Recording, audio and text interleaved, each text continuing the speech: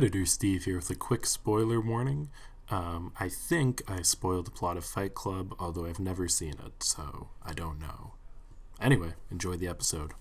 Hello, and welcome to Baki Taki, Season 3, Episode 7, Hypermale and Hypermale. That is the episode's title and a description of this episode of the podcast, because joining me today, we've got my good friend Marcus. Thanks, Steve. Appreciate the compliment there. You definitely sound you sound like a hyper exhausted male, I would say. I know. I don't know. I don't know if I love all the connotations of hyper male, but I'll take the good. I'll take the good with the bad, I guess. Yeah, I guess it's one of those terms that has pros and cons. But yeah, we'll get into that. But Marcus, since this is your second time on the podcast, I have a special question I've been asking all the return guests. Okay. So let's say that we're casting the Baki cinematic universe. We've got a live-action Baki movie, and you have to cast the role of Che Guevara, or Mr. Number 2. What actor would you get to play that character? Oh, that's a good one. It has to be someone from some kind of action movie action genre. Mm-hmm. I don't know. I feel like I was just watching a few days ago Top Gun Maverick, so Tom Cruise pops into my head, and I think he could be quite funny in the role. So yeah, let's go with Tom Cruise. That's great. All right, so joining our cinematic universe, we've got Baki being played by Tom Cruise, and now Che Guevara will also be played by Tom Cruise. So I think this makes sense. We've already got him. Anywho. I would love to see that double. I feel like that's probably what's going to happen in the next Mission Impossible, that he's gotten so tired of, well, not so tired, he's now gotten so used to doing all of his own stunts. He's now decided just to get a stunt double as himself to do even more of his own stunts. Next evolution. He just does everybody on set stunts. It's just like very clear that Tom Cruise is playing everybody. That'd be fun. Good selling point for the movie. All right, let's jump into a fun episode. What I'm really interested, though, is it's been quite a while since your last episode. I think we were dealing with Dorian back then. And I don't know if any character from your episode is even in this one. So what were you thinking when the episode started? Yeah, so it started off with just a bunch of people, including Number 2 or Guerva, as I think he's called, talking in a jail cell. Then they kept on referencing the other main individual in this episode, the other hypermale, I guess you would say, the Unchained or Olivia. But when they kept yeah, like yeah, Olivia is a slightly different name. Not a hypermale name. Yeah, exactly.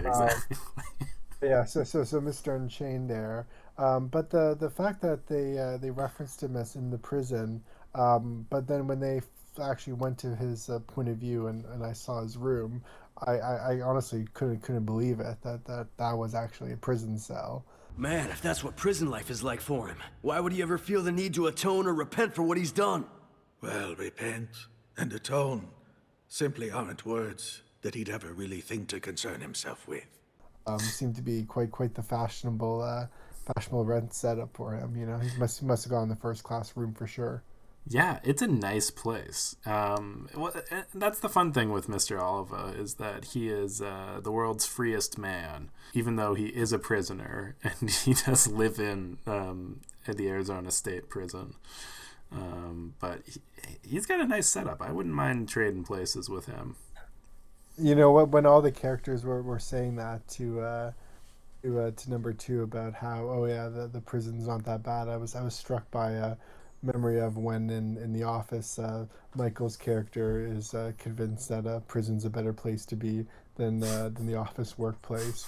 So maybe it's a similar vibe for them in prison, that they're somehow been Stockholm syndromed into thinking it's better than it is. You know. Man, I'd love if Prison Mike dropped by in a cameo in this prison. Yeah. Oh, and you, my friend, would be the belle of the ball. Don't drop the soap. Don't drop the soap. Michael, please. Stop making kissy faces. No Dementors flying all over the place here, unfortunately.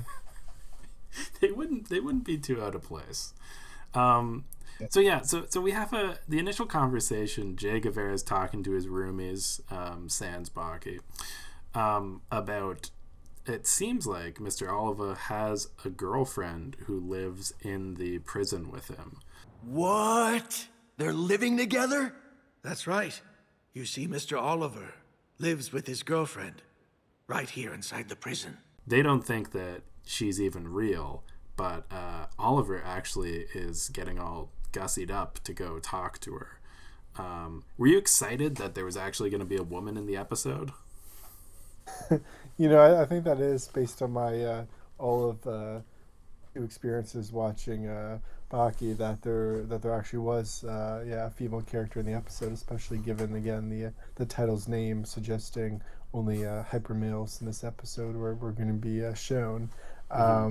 So yeah, it did strike me as kind of a bit surprising. I thought before the big reveal that me, along with all the other prison mates, that we that this imaginary girlfriend was just that, imaginary, and didn't exist. To be completely honest with you, we've all sort of come to the same conclusion as you have. But if even a rumor were to get out about us thinking that way, then all 4,000 of us would be strangled to death. Right, but we do get a little scene. Oliver has put on a tuxedo that I have to imagine was custom made, as the way that it tightens around his the way that his pecs are about 8 times larger than his waist. You don't get that at Big and Tall, do you? No, no. But he's wearing a beautiful tux. He's got about 100 roses that he's carried in, and it appears that he's cleaned off his handkerchief that Jay Guevara spat in last episode. Oh, so I do have to say on his dress, the way he dressed up, the way he applied the cologne to his face, I'm not sure if that's really how one does it. I don't really wear it myself, but it seemed like he just wanted to put it like directly on his, almost in his eyes, really. I thought, no, that's a hyper male move, putting it directly into your eyes and not letting it make you cry. Like, I respect that. Yeah, no, I think that makes sense. Like, a lot of people, they get all hung up on the vision part of the eyes. Like, people like to look at your eyes. But if you really want to impress your girlfriend, if your eyes smell good, and they somehow don't get irritated by pouring cologne on them, it's a little one-up trick you can use. What did you think of Maria from our first interaction before we got a chance to see her? Maria, how are you feeling on this magnificent day, huh, honey? You are just so incompetent. Useless. You're a loser. Because the whole first scene with Maria, we just see her mouth. Yeah, I thought that again, that maybe throughout this episode they were playing a trick on their viewers, and that this character, I know that they interacted in some ways with Mr. Unchained, so they must have existed.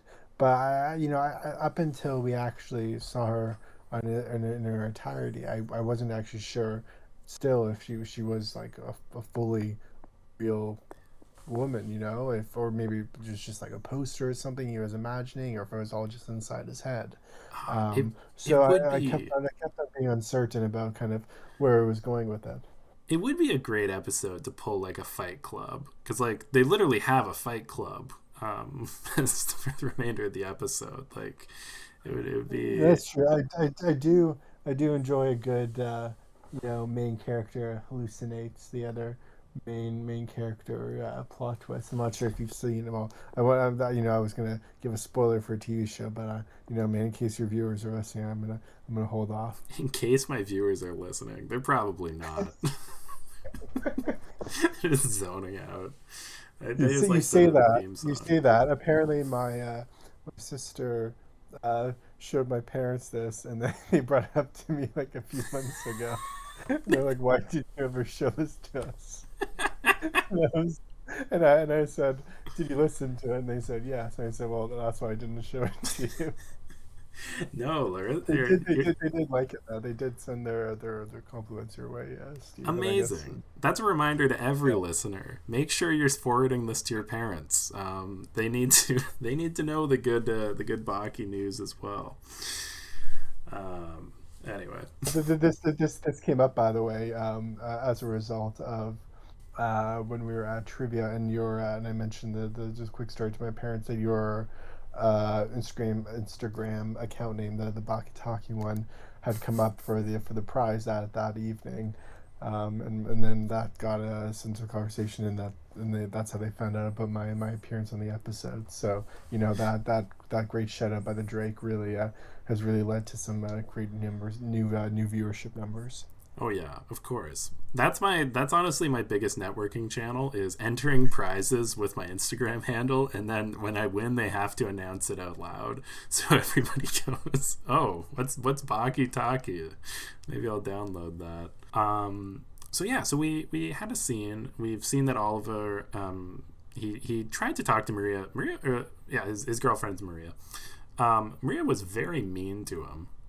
Threw a cigarette at him, threw a pillow at him, threw flowers, threw a jar of whiskey, I think, then threw a glass.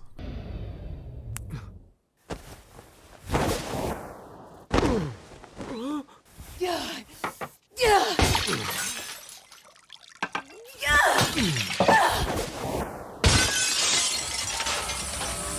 Oliver, of course, being a hyper male, didn't even flinch or bleed or anything like that. I don't know. He really took the abuse quite well. I was just thinking to myself, man, she must be a great lady if he's putting up with this sort of abuse. No, Marcus, no, don't think that. don't, don't think she must be a great lady because she's abusing him so much. Yeah, fair enough. Oh my god. But I mean, he seemed to be okay with it all, So whatever works for them, I guess. It is true.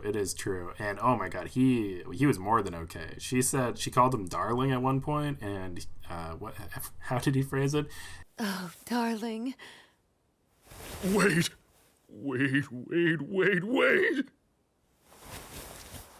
You called me darling? Darling? No, it's entirely too stimulating. Yeah, that's a new one. I've never heard that one before, to be honest. But yeah, good. No, I think you're the odd one out here, Marcus. If my wife says, "Honey, darling," I'll just melt. It's entirely too stimulating. She has a pre-approved list of neutral words that she can call me. Person, dude, man. Those ones. Hypermale is not on the list, unfortunately. Hyper is not on the list. One day. Non-hypermale is. That one's allowed. It's also the more we say it, like, it's funny, like, I didn't find the term weird at first, but like I'm realizing like I've never heard the term hypermale used before in anything. I mean, online and stuff, you'd see like alpha male and sigma male, right, and all that. That stuff, right? But maybe above sigma male is hyper male. Hyper male just makes you think of like hyperthyroid, like. Yeah, maybe they all have thyroid problems. They have some goiters. They need to get removed. That would explain their physiques. Yeah, it really would. All right. So moving back to the other side of the fight, Jay Guevara, in preparation for the fight, he doesn't have a girlfriend to go talk to. Instead, he has a little jar that he carries around with him. I really enjoyed the jar. Marcus, do you want to explain the story behind this thing? I couldn't follow. I wasn't sure. I was watching, and all I understood is that there was some little boy who was at a shipwreck, or just a lot of abandoned ships and so forth on a beach, and the little boy said to Guerva, this has my courage in it. But that's all I could get from this. All right, I can fill in. I can fill in some of the details. So, do you know who Che Guevara is based on? I just don't guess Che Guerra, Yeah, Che Guevara, the Cuban revolutionary. yeah. So Che Guevara is Che Guevara if he was Japanese and also more of a pirate. So he used to live on an island that isn't Cuba, but also is basically Cuba for all intents and purposes. And their island was once hit with a hurricane, and this little boy on the island, who I believe was described as like the lamest kid on the island. Up there's where you filled that jar? Mm-hmm. Last night, all night long, in a spot like that. Mm-hmm. You know, kid, they say you're the biggest weakling on this whole island. He ran up to the top of a hill during a hurricane and held the jar up so that it collected the hurricane.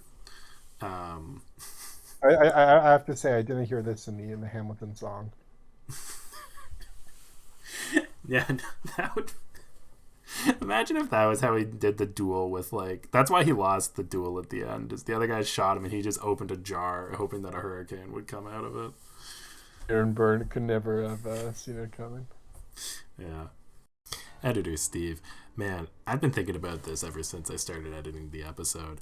Just the comparison of Che Guevara to Alexander Hamilton, it's a pretty good comparison, honestly. And if I ever make another AMV for Boggy, you can bet that that's going to be what it will be. And it just makes me think how Hamilton was seen as this, like, way to make history cool. You know, like, you could bring your class, like, to go learn about history, see it through a new lens, learn about Alexander Hamilton, and it's cool. And it sort of makes me think that Baki is going to be like the next generation when they're bored, they're tired of the president doing like hip hop songs. They're going to be like, oh, what if Che Guevara was actually Japanese and a prisoner and he fought and kidnapped George Bush? Like, I think that's going to be how kids of the future learn history. Anyway, just a little tangent. But yeah, so Che Guevara's secret weapon is a jar full of wind. And one of the things I most enjoyed in this episode is even in the fantastical world of Baki, like, it's implied that this is just a jar that does nothing when you open it. But we'll get there. Yeah, I mean, I think it kind of reminded me a bit of in Space Jam with Michael's secret water. You know, that was just just plain water, but all the Looney Tune characters were convinced. You know, it's the power of thought more than anything. I think that's the moral of this fight and this story. Yeah, I believe that. I agree that this is basically Michael Jordan's Looney Tune juice. Are you getting Discord messages? Am I? I don't know. I keep hearing like a... Editor Steve, long story short, yes, it was Marcus's Discord.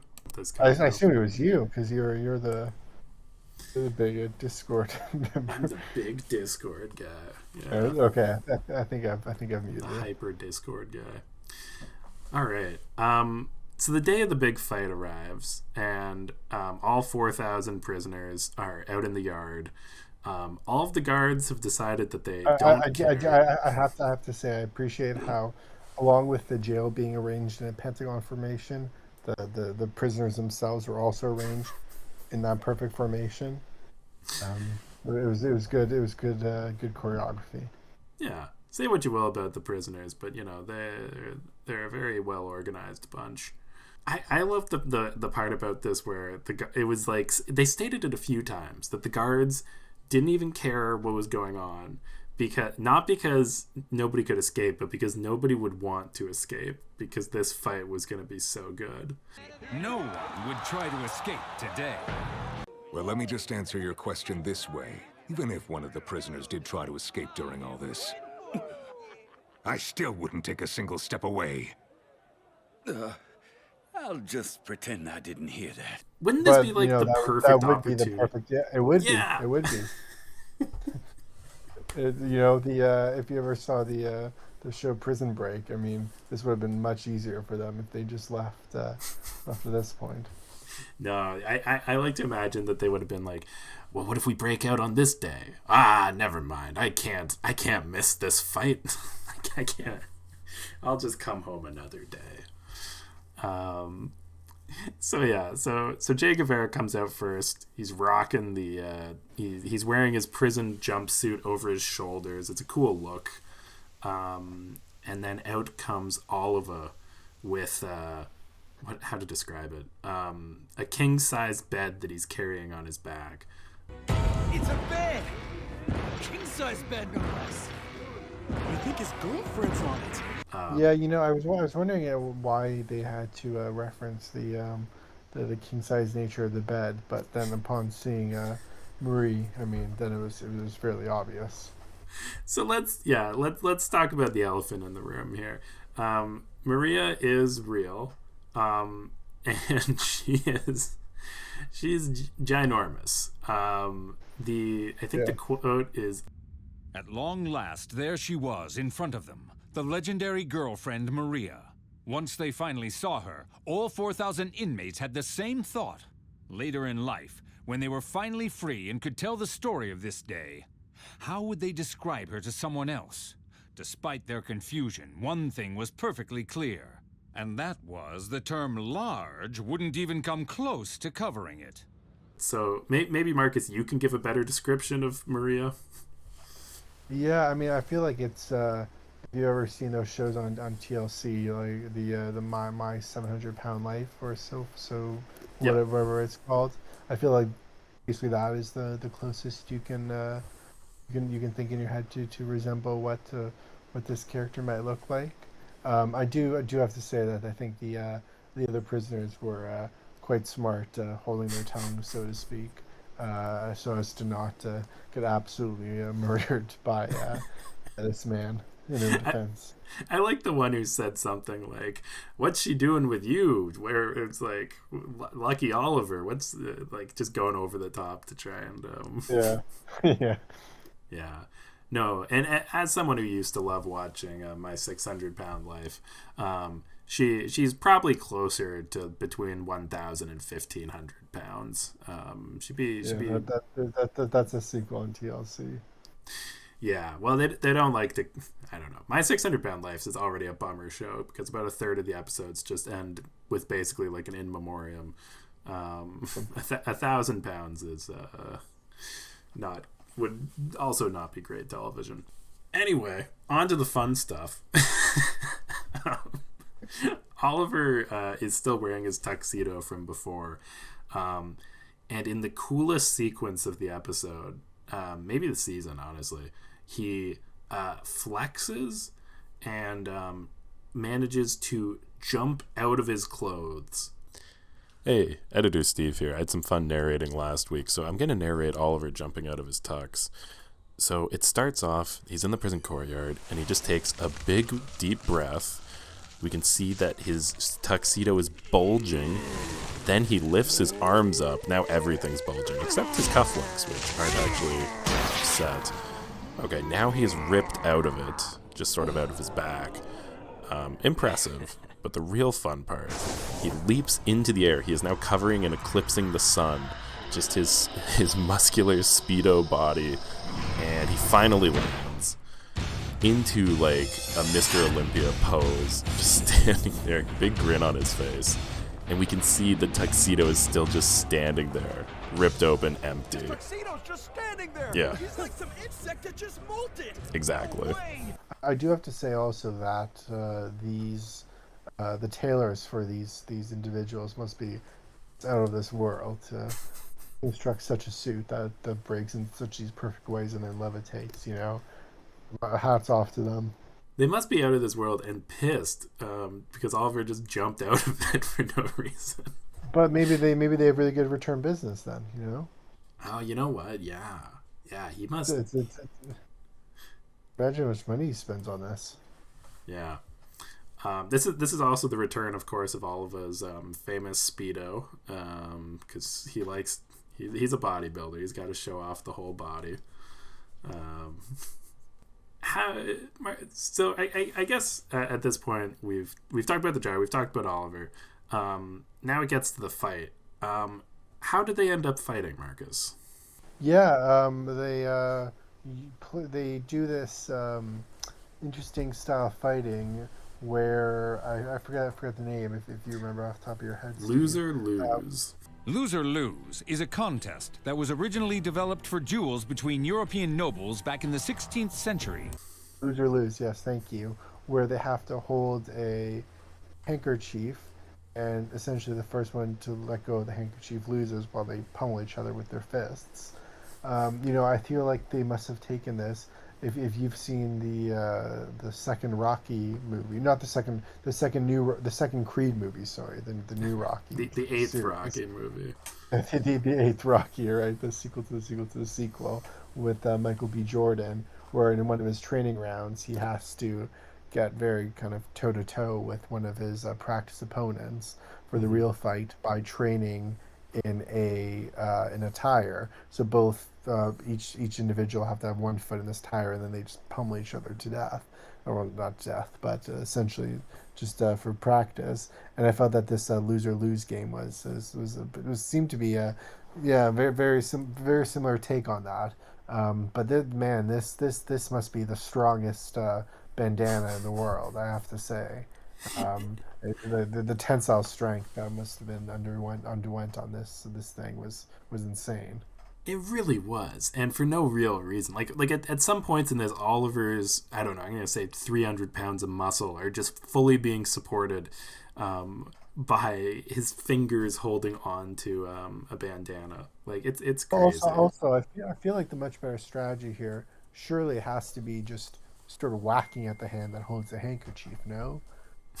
Just start punching, right? Like there has to be some. Maybe just grab his hand and try and pull his thumb back or something. Yeah, I mean, and then all of a sudden, Oliver was getting upset, but maybe a bit offended that Che decided to change his grip around. Oh hey, did you change up your grip a little bit? Clutching onto it that hard with both hands doesn't look too cool. And I don't know, I felt like at the point at which you're already playing or fighting over a handkerchief, to worry about how someone's grip is on it, I think is a bit kind of beneath the panel, to be honest. I disagree. I think that you have missed the point of loser lose, because this is a game made by 16th century aristocrats and noblemen. This is a game where if you are the loser, you lose your honor. So of course, like, you must hold the handkerchief in an honorable way, and you shouldn't attack your opponent's hand because that is dishonorable. Like, this is a gentleman's game, like golf or polo or whatever. The two famous gentleman games. I have to say though, and I was afraid to look it up in case my dream was crushed here. But is that the true origin of having pinkies out while drinking a cup of tea, so to speak? I'm afraid to Google it and have it be something completely different. Well, but for the listeners, the reason what they say is. It may seem completely meaningless at first glance, but there's actually a purpose to holding one's pinky out like that. It was a technique created to conserve spices, which were as valuable as precious metals at the time. And it was considered good manners to pinch the spices with the thumb and pinky. Which means that if their pinky got wet from a glass or something similar, it would end up picking up too much spice with each pinch. Holding the pinky out was a custom created to avoid bad manners. I'll let editor Steve confirm, but I think that's real. I think it makes sense. I also think there's no reason that this was brought up in the episode. So I feel like this was just a fact that Itagaki knew and felt like dropping in. But I like it. I think that makes sense. And it's a cool reason to keep your pinkies out. Yes, I am. I'm looking at it now on a very trusty site called Southern Living, because apparently this is what they do in the South, I guess. All right. Um, and they say that. I'm just gonna keep this as is. I'm not gonna edit it out any pauses. We can all experience this in real time. Well, I'm not reading it, and apparently, someone here who's called Miss Manners believes this practice originated in the 17th century when China first brought tea to Europe. People sipped from handleless cups, and quote, anyone with sense kept as few fingers as possible in the hot cup, unquote. So I don't know. I don't Now, like now, that. I now, don't like that solution.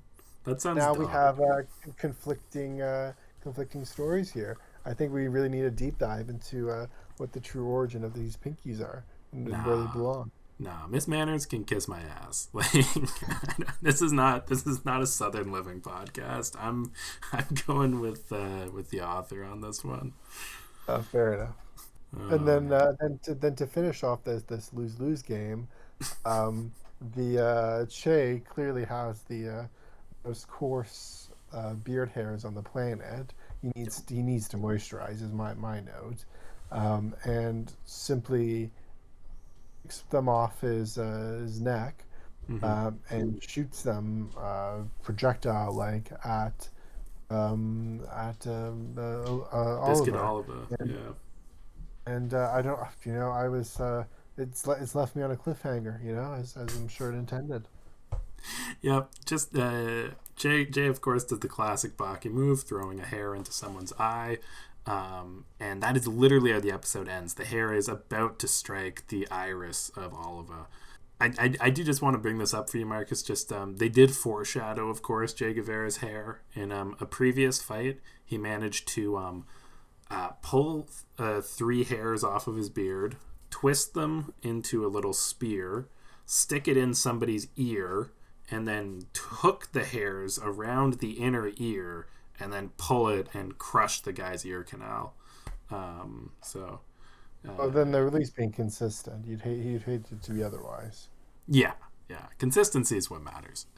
So that was the episode. It's sort of a fun one. Well, I like it, but I more mean it's sort of a simple one. Like we're just focused in on one fight and also learning a little bit about the English aristocracy of the 16th century, aristocracy, I should say. My big question for you, Marcus, because it's been probably like 30 episodes since you've been on. Do you think the show has gotten better or worse? I mean, I have to say that I haven't learned as much about 16th century traditions as much as I had when I just saw that episode. So from that perspective, I'd say definitely yes. Otherwise, I need to know what happens next. It's hard to say without knowing how effective this projectile of beard hair is going to be. Do you think the show has gotten better or worse? So from that perspective, I'd say definitely yes. Okay, great. Cool. Well, that concludes today's episode. And I will add in a plug right now. So, Editor Steve here. I just wanted to congratulate and thank everybody for being a part of this podcast, because we just hit our 1-year anniversary. The first episodes of Baki Taki were recorded about a year ago today. And it's incredible how far everything's come. In some respects. In some respects, we're the exact same as it was originally. But we only have about 6 episodes left until they make new Baki, and I have some big plans. I'm going to try and make each one must-listen podcasting. Yeah, it's just going to be exciting. I haven't asked for this in quite a while because, diminishing returns and such. But if you were ever thinking about leaving a review or subscribing to the podcast, I think it'd be fun to make one final push in the ratings before we finish. I think we made the 25th highest anime podcast in Canada, 21st in Russia. So if you want to help out or, share the podcast wherever you think people might enjoy it, I think this is the opportunity, because I think the next few episodes are going to be real good. Or I swing for the fences and they suck, but we'll find out. Also, I'm trying to answer any fan questions from the Spotify, so if you guys want me to answer, just ask them there. But there was one this week that was basically asking, how would the death row inmates and the people who fought them rank in the prison ranking system that we have now? And at first I was like, this is ridiculous. How am I going to rank them out of 4,000? But the real thing is there's really only like 4 points on this scale. There's the 4,000 random dudes. We know Mike Tyson is around 10th, and we know Che Guevara and Oliver are in 2nd. I don't think any of the death row inmates would be above Che Guevara, so I'm going to put them all in 3rd. And I don't think any of the good guys would be above Che Guevara either. So actually, we'll put them 3rd and the bad guys in 4th, with the exception that I don't want to rank Baki for spoiler reasons. And I'm going to put Retsu above Che Guevara, because I think he would win. And maybe Dopo. Yeah, let's do that. It's not a very defendable position, but whatever. Thanks for coming on the show, Marcus. Thanks, especially with the time gap. And I will let you go off to sleep. That's all the Baki we've got to talkie.